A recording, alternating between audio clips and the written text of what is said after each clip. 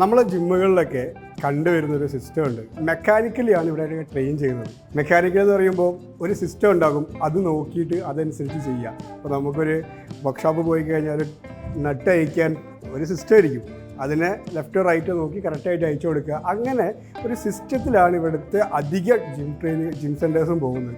നമ്മൾ ജിമ്മിൽ വരുന്നു, ജിമ്മിൽ വന്നു കഴിഞ്ഞാൽ നേരെ അവർ പറയും നിങ്ങൾ നിന്നോളും, കുറച്ച് നേരം എക്സസൈസ് കാണിച്ചു തരും, പിന്നെ നേരെ അടുത്ത വർക്കൗട്ടോട് കൊണ്ടുപോകും.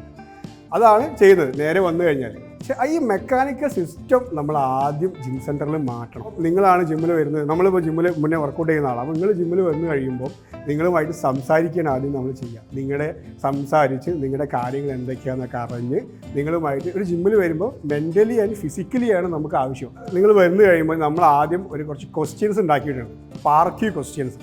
ആ ക്വസ്റ്റ്യൻസ് ചോദിച്ചിട്ട് നിങ്ങൾക്ക് മെഡിക്കലി ആവശ്യങ്ങളുണ്ടോ എന്ന് നമ്മൾ അതിലൂടെ മനസ്സിലാക്കും.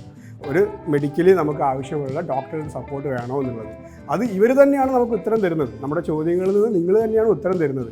അതിനുശേഷം നമ്മൾ വർക്കൗട്ടിലോട് കടക്കുകയുള്ളൂ.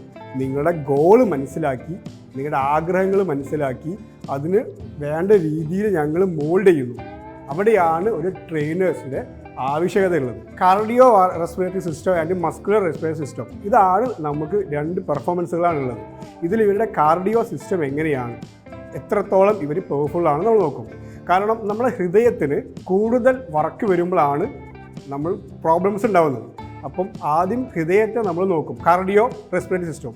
അപ്പോൾ ഒരാൾ ജിമ്മിൽ വന്നു കഴിഞ്ഞാൽ നമ്മൾ ഇവർക്ക് ഒരിക്കലും കിതയ്ക്കുന്ന രീതിയിലുള്ള വർക്കൗട്ട് കൊടുക്കാറില്ല.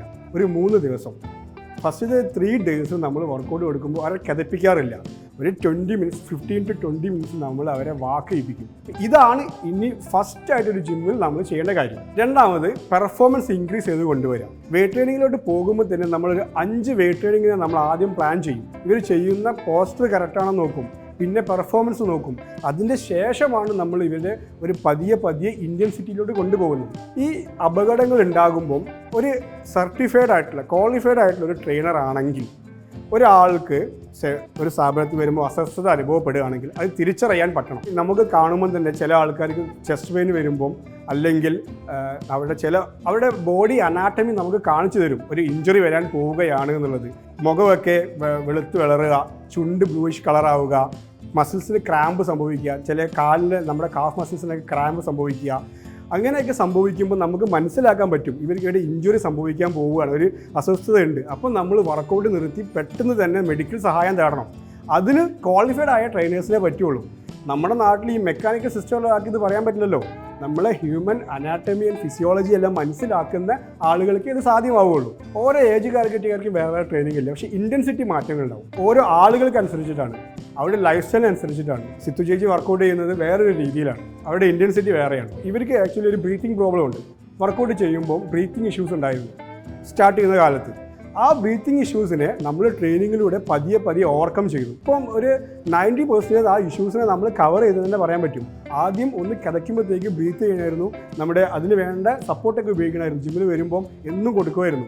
പക്ഷേ അതെല്ലാം മാറ്റാൻ പറ്റി. അത് സർട്ടിഫൈഡ് ആയിട്ടുള്ള ട്രെയിനേഴ്സ് ആയതുകൊണ്ടാണ് പതിയെ അതിനെ മാറ്റിയത്. CPR കൊടുക്കാൻ അറിയാത്ത ട്രെയിനേഴ്സാണ് ഏറ്റവും അധികം ജിം സെൻറ്ററിലുള്ളത്. പക്ഷേ നല്ല ട്രെയിനേഴ്സും ഉണ്ട്. ഇപ്പം ഞാൻ പറഞ്ഞതുപോലെ നമ്മൾ അസുഖങ്ങൾ വരുന്ന ആൾക്കാരെ ലൈഫിൽ മാറ്റിയിട്ടുള്ള ട്രെയിനേഴ്സും നമ്മുടെ നാട്ടിലുണ്ട്.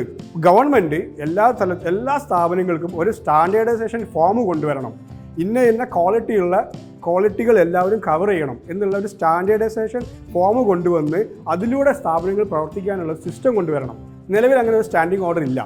സിസ്റ്റം ഉണ്ടാക്കണം. നമ്മുടെ എല്ലാ സ്ഥലങ്ങളിലും ഇപ്പം ഒരു 2 കിലോമീറ്റർ പരിധിയിൽ 2-3 ജിം സെൻറ്ററുകൾ വരുന്നുണ്ട്. ഈ സെൻറ്ററുകൾക്കൊക്കെ ഒരു സിസ്റ്റം കൊണ്ടുവന്ന് സ്റ്റാൻഡേർഡൈസേഷൻ കൊണ്ടുവന്നു കഴിഞ്ഞാൽ ഇവിടെ ഇങ്ങനെയുള്ള അപകടങ്ങളെല്ലാം കുറയാൻ പറ്റും.